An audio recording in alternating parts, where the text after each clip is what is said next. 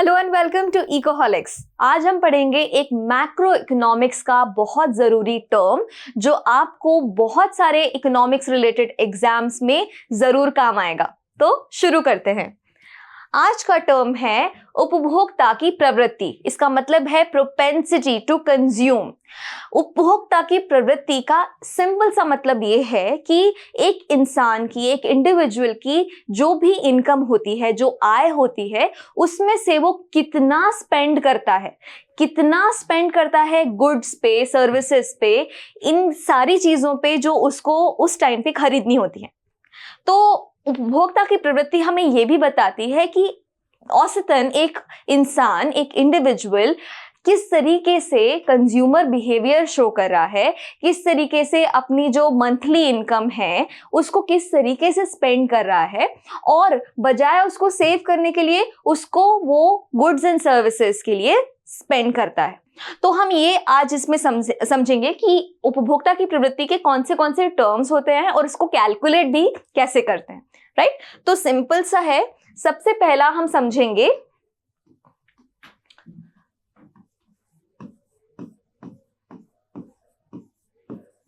औसत प्रवृत्ति के बारे में।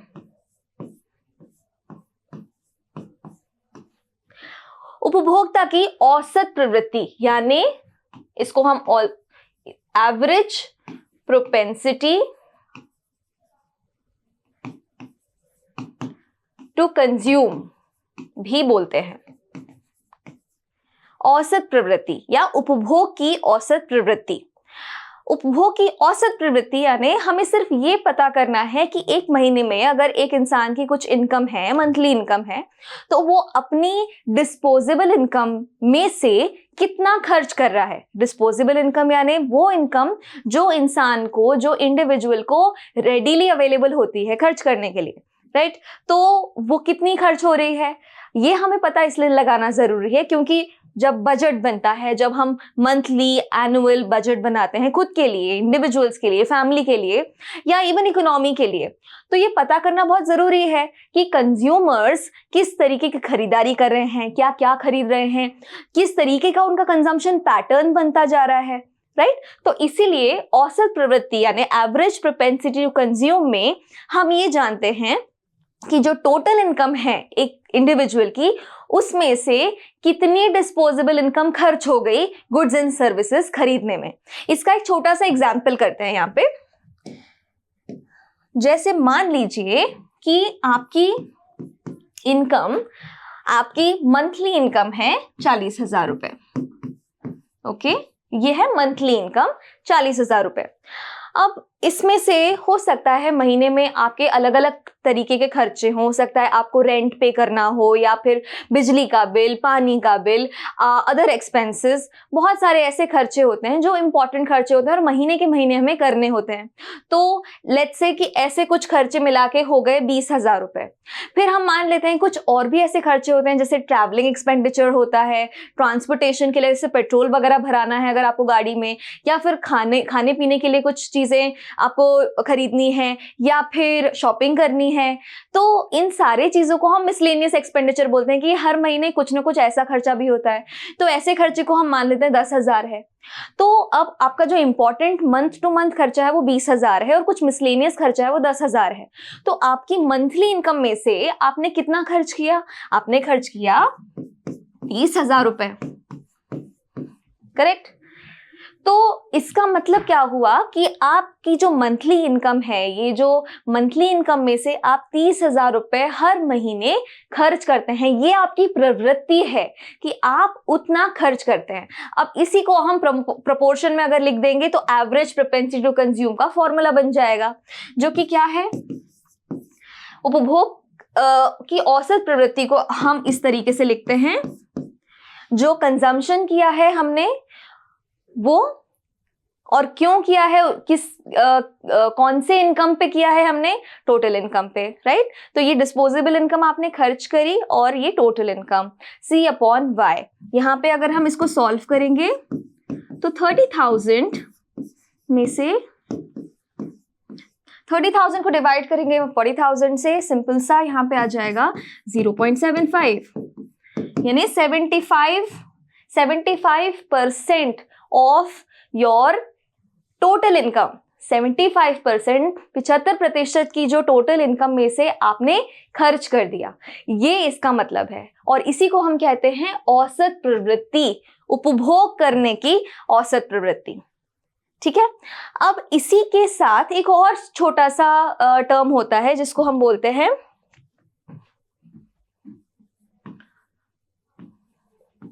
उपभोग की सीमांत प्रवृत्ति।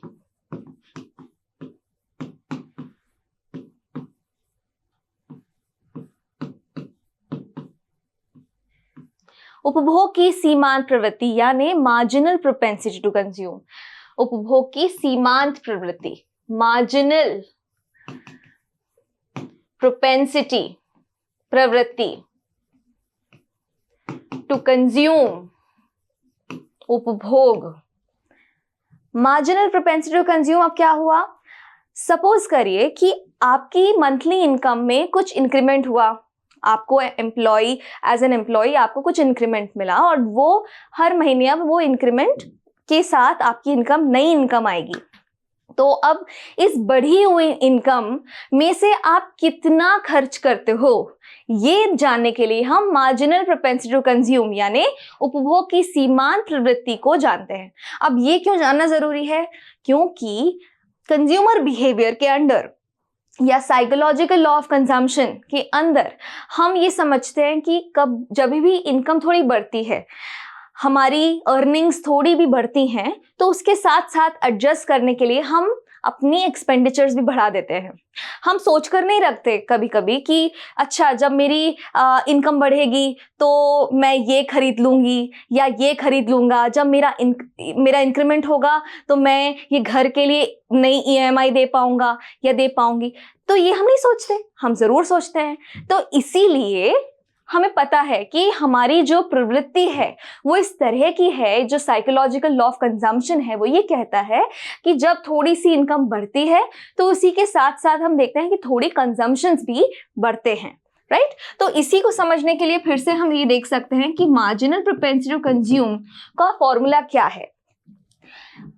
बढ़ी हुई कंजम्पशन में से बढ़े हुए इनकम में से जब हम बढ़ा हुआ कंजम्पशन को देखते हैं एज अ प्रोपोर्शन, तो उसको हम उपभोग की सीमांत प्रवृत्ति कहते हैं।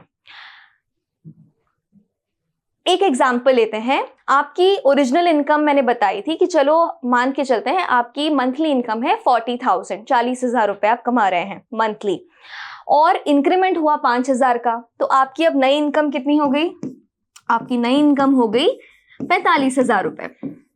ठीक है। अब 40,000 से 45,000 रुपए अगर आपकी इनकम हो गई तो 30,000 से जो आपके ओरिजिनल खर्चे थे, खर्चे भी आप थोड़े से बढ़ा लोगे, ज्यादा नहीं बढ़ाओगे लेकिन थोड़े तो जरूर बढ़ाओगे। तो आपका जो नया कंजम्पशन हो गया, मान लीजिए वो 32,000 हो गया। ठीक है।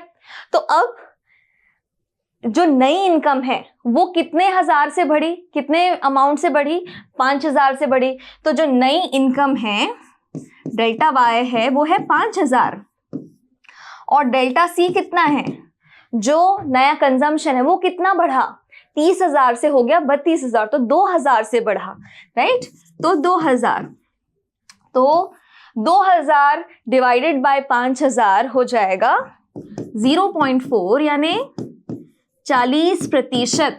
आपने अपनी बढ़ी हुई इनकम में से 40% कंजम्पशन किया। ये एडिशनल कंजम्पशन है जो आपने अपनी एडिशनल इनकम में से किया है। ये देखने में तो बहुत छोटे छोटे टर्म्स लगते हैं, लेकिन मैक्रो इकोनॉमिक्स में इसको बहुत बेसिक फाउंडेशनल टर्म्स माना गया है। रीजन सिंपल है, हम एज एन इकोनॉमी समझना चाहते हैं कि लोगों के बढ़ते हुए स्टैंडर्ड्स, बढ़ती हुई स्टैंडर्ड ऑफ लिविंग, बढ़ती हुई इनकम की वजह से क्या चेंजेस आ रहे हैं कंजम्पशन में, क्या कंजम्पशन पैटर्न चेंज हो रहा है, किस तरीके की प्रोडक्ट्स खरीदे जा रहे हैं, किस तरीके की सर्विसेज खरीदी जा रही हैं, कितना अमाउंट लोग रेडीली हर महीने खर्च कर सकते हैं या विलिंगली खर्च कर रहे हैं। इन सारे स्टैटिस्टिक्स और बातों को जानने के लिए, इस पर रिसर्च करने के लिए ये बेसिक फाउंडेशन क्लियर होना बहुत जरूरी है। तो मुझे उम्मीद है कि आपको ये जो टॉपिक है प्रोपेंसिटी टू कंज्यूम यानी हमारे उपभोग करने की प्रवृत्ति, ये टॉपिक आपको समझ में आ गया होगा। हम ऐसे नए नए इंटरेस्टिंग टर्म्स और भी लेकर आएंगे। Till then stay tune to Ecoholics.